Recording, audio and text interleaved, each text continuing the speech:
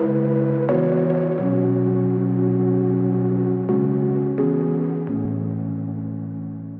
I'm Ian Crichton and I'm going to show you some kit bashing techniques. I'm going to show 4 elements that you can create stamps, then use to kit bash a whole scene. So let's begin. I'm going to turn on angle snapping. I'm going to set the layer resolution to 6. And I'm going to begin just by creating a couple of objects and showing you how to do that. So I'm going to turn on grid snapping, angle 90 degrees, and make sure the layer grid's enabled. So we'll start with a basic brick block. So I'm going to use a gizmo tool to stretch a block or cube shape. The reason I'm doing that is I'm going to get basically to start making that kind of brick shape that I'm going to begin with. Usually I'll turn on mirror just so I've got a good symmetry point. So there's the first kind of building block, if you will.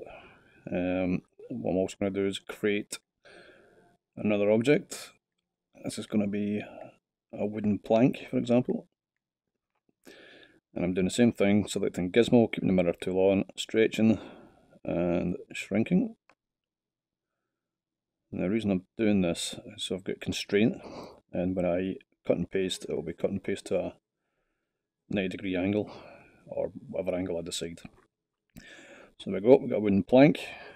What I'll do is I'll add a bit of detail to each of these, and then create stamps and then stamp them about the scene. So I'm going to create a thatched roof, I think. So I'm going to use the same idea, gizmo tool again, stretch. And you can see I've got a kind of plane there. I'm going to turn off the mirror tool. I might squash that down a little bit. Yep. There we go.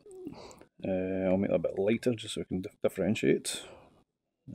Turn on 45 degrees, so it gives me a 45-degree angle roof.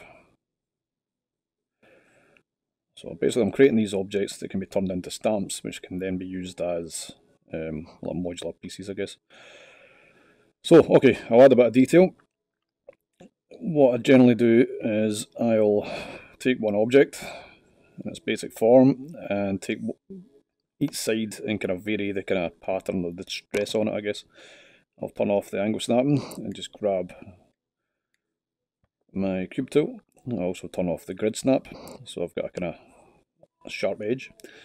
And generally what I'll do is I'll put little indentations or little kind of signs of distress to give it a kind of natural look.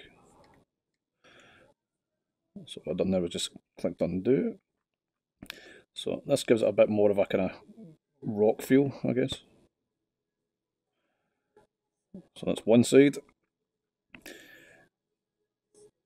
And you see I'm just kind of lightly brushing the surface, or tapping the surface on, yep, 100% strength.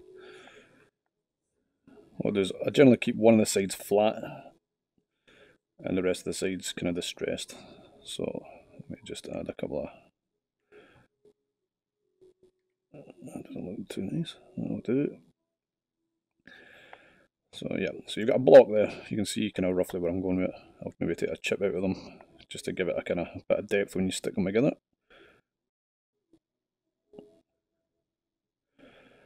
And what I will do, I'm going to vertex colour these as well, but I'll do that once I've done the kind of shapes I want.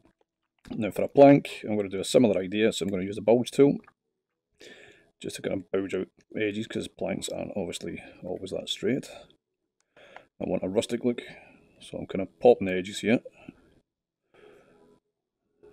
I'm making it look like a bit of distressed wood, basically. Same again, don't want to go overboard. Thatched roof, I'll use another technique where I get the gizmo tool and the delete tool, stretch it right out and thin it right down. And the reason I do that is so I can run it over the surface. And it gives you this kind of, I don't know, natural straw look, I guess. But as you can see, it starts looking as if it's hay or bale of some sort.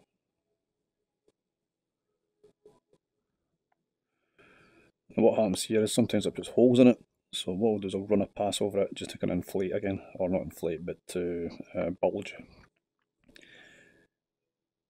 So you see I'm just kind of rubbing the surface and it's creating this kind of, yeah, more natural look. I don't mind about having holes in it because it'll add for the effect. I might take some chips out of the side, for example. Now each of these objects, let's say, are going to be used as a kind of kit bash, but a kit bash with your own objects. Okay, so I've got a kind of thatched roof kind of look. It's looking a bit meh. It's looking okay. But I'm not happy that it's that flat, so I'm just going to run, let's say, the bulge tool over the top of it. I'll use the same effect. This is to fill in any gaps. I might just expand that out a little bit so I can do this. And you can see this kind of textured shape now. I'll just run over it again. It's not bad. Okay, so I'm painting that surface one solid colour. Blank, I want to be kind of brown. So I'll just paint over that again. So we've already got the brick texture or the kind of rock texture. What sometimes I'll do is I'll grab the brighten tool and just run that kind of over the top as well, just to give it a bit of gradients and depth. It adds to the kind of effect and texture. And you can kind of see what I'm doing there, I guess. I also use the darken tool, but turn the strength right down because it's quite strong. And what this does is it kind of gives it a bit more contrast, I guess. And a good way of doing that is again squashing the gizmo tool and just running it quickly through it. And you can see this kind of effect happening. And you can use this for brighten. See it? This is basic, you can add as much detail as you want on a later stage, I guess. But it gives you a good starting point. Other tools I haven't touched on are saturate, desaturate, splatter, etc. So you can get kind of effects which I'll show you in a second on the brick. But I'm going to saturate it just to show you how you can add kind of darker edges. So it gives you that kind of faded look against the kind of more fresh look, I guess. Okay, so I've got a thatched roof shape. I've got a plank of wood shape. I'm going to add a bit more detail in again. So again, you see me taking chunks out of that, or basically making it look a bit more like split wood.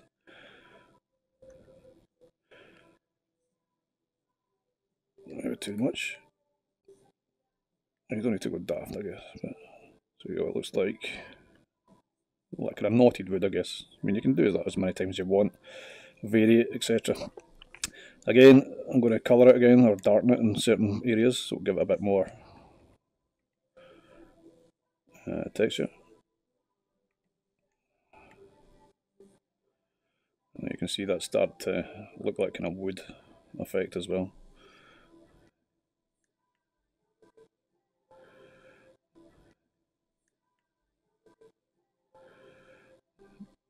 There you go. So you've got this kind of wooden plank. To add other effects, you can use the splatter tool, which is good if you want to add kind of like moss and things like that. So add a little bit of green just to give it a bit more variety. Just make sure that's set. Is that on? Yep. Splatter, make sure it's on green would help. But yeah, just tone that opacity down a bit. And texture, it's not very good. Yeah, there we go. Okay, so it's got a kind of old plank kind of look. I'm going to brighten edges on it as well. Always do the ends for a nice effect.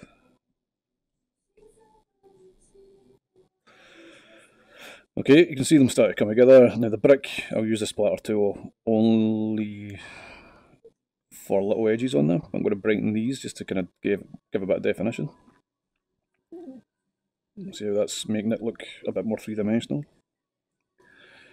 And what I'll do is maybe smudge those gradients through it. But what I do is I generally brighten the edges so it adds a bit of pop.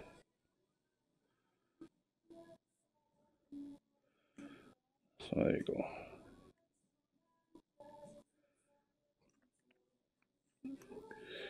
Now you can do this any way you want or any kind of variety, but it's just a quick guide.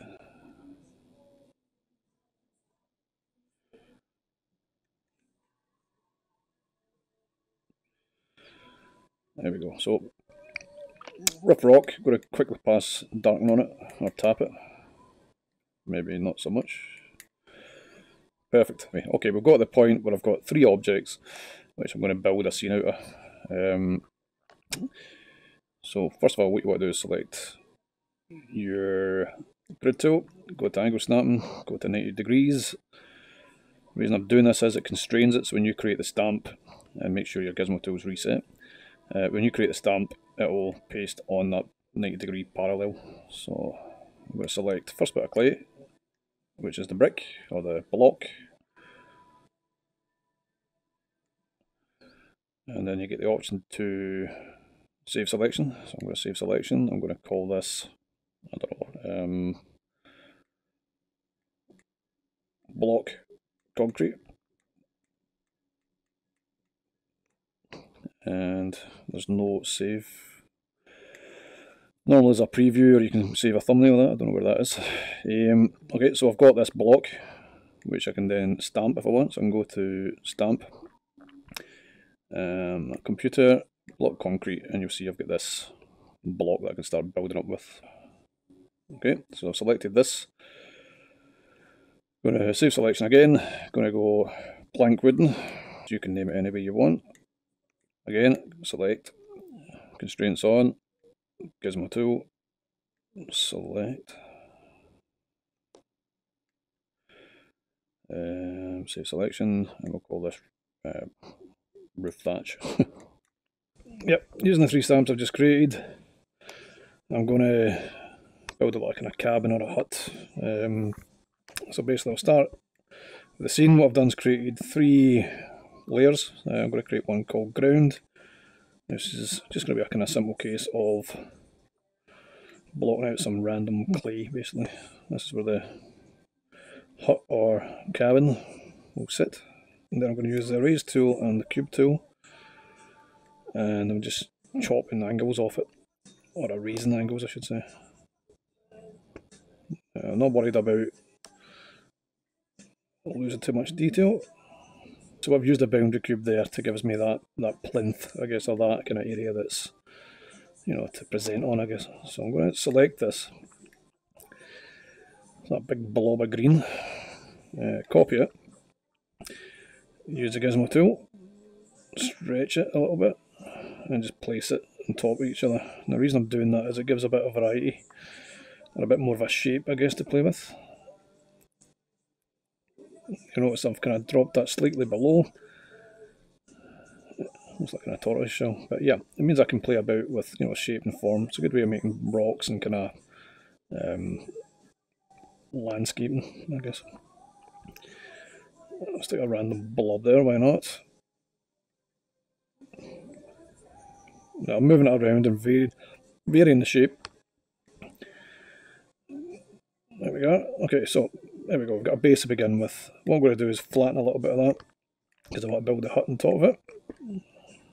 Turn the mirror tool on, use the erase tool, and drop that down. Now you notice in scene graph I've named ground, frame, mortar, roof, etc. I'm going to start with the frame, which is the timber stamp or the wooden stamps. So I'm going to go into stamps, go into computer, look for a plank wooden. I keep mirror on because, well, it's going to be easier for me to create. So I'm going to just basically block out where the floor will be on this. I want a wee bit overhang. I've got grid on because I want a bit more uniformity, and you'll see I'm kind of scaling this up and down, and I'm using the mirror tool to create like 2 planks at once, and then overlapping. I want these to be kind of uneven. The good thing about this is I can create one floor level, for example, and then copy and paste that above using the same technique. Okay, so I reckon that's enough surface area. What I'll do is I'll trim the edges, so I'm bringing this in a bit to where I want the cabin to kind of sit. The reason I'm keeping the mirror tool on is so I can see exactly with the 45-degree angles and things. It will become apparent later, I guess. What I'm going to do is I'm going to do the timber frames, and I'll show you another technique. So I've got in a stamp, going back to the plank. You can see it on either side now. I'm going to use the gizmo tool, and I'm going to stretch it into a beam or a support structure. Now that's me get the front of the house done, or the front of the house marked, and the back of the house. I mean, that was just a simple case of taking one stamp, stretching it with a gizmo tool, and then building it up. You know, obviously you can see what I'm doing here. I'm just building out the kind of shape of what it's going to be. So there we go. We've got a nice kind of structure beginning to take shape. Now, what I was saying about the floor is I'm going to grab that area, select it, copy it, turn off mirror, and just basically dump that in the top. And now you can see you've got a 2-floor structure. I want it raised a little bit. I'm not fussed about the gaps. I mean, I've left that, so any light or any kind of render you do, it'll come through, it'll give a nice kind of, you know, light effect, I guess. What I'll also do is I'm going to have to create the roof structure where that's going to sit. Yep, so I'm going to go and create, stamp, a computer, planks wooden, and 45 degrees. The reason I'm doing this and switching on mirror is so I can create the apex. So I'm going to set that roughly about there, because I want a bit of an overhang. That's a good size house. Make sure it's still in the boundary cube, which it is. And you'll see, you know, I've created this kind of point where the roof kind of reaches to. Again, I could just copy and paste this over if I wanted, but you know, I want a bit more control. See that overlap, which I'm doing? It's giving me a nice texture effect. There we go. So we've got the kind of structure in place. It does look a bit heavy, or not heavy, so I'm going to just thicken up the walls a little bit using the same technique. And I want these to kind of poke through the top and go through the bottom. There we are. That gives a bit more of a solid appearance.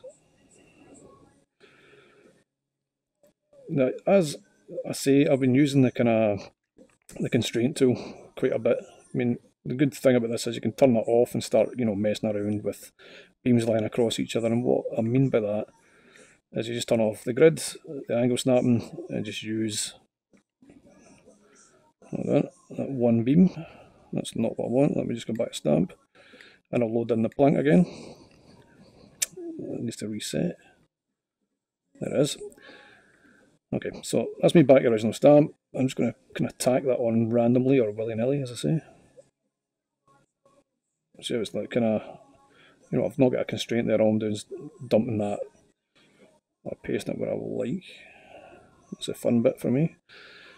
Same on the opposite side. In fact, this bit might have just fell down, so what I'll do is I'll put it as a lean-to, I guess. Maybe one of the beams has fell inside the building, for example, or it's, you know, it's splintered, for example. You can then use the gizmo tool, squeeze it, and then you've got the kind of thinner pieces. So you can see that kind of roof effect. I'll do the same on the opposite side, and then again I'll turn off the angle snapping, and I'll reset it, and I'll set it at an angle, you know, because nothing's ever perfect in life. And I might just leave one of the beams out. Okay, so we've got this rickety looking shell of a house, I guess. What I might do is put the door frame in before I do anything else, and then I'll build the brickwork around it, and then put, you know, thatched roof and things like that. Okay, so basically I've got the wooden frame where the door's going to be. I've got the kind of structure that I want. I'm happy to leave that, and then I'll move on to, let's say, the brickwork. So I'm going to go to mortar, because obviously that's what it is.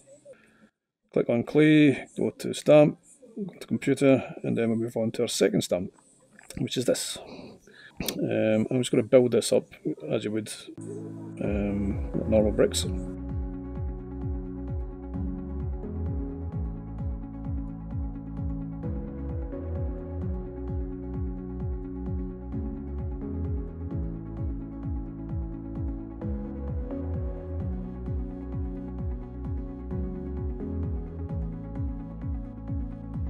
Okay, so it's like a kind of stone wooden construction-y hut thing. So I'm going to use the last bit, which is going to be the roofing. So let me just go to scene again, go to roof, make sure you've selected the right layer, go to clay, go to stamp, go to roof thatch, and obviously we've got these pre-made bits the same as the other ones. Set them at 45, mirror it, and just dump those on there. So basically all I'm doing is make sure it's within the boundary, which it is, and just pasting them. I'm going to overhang it a little bit, and I'm going to turn mirror off so I get a bit of variety again. Even flip that around. One side's different from the other side, which is good. If you choose to shrink or shorten, these lines should stay there.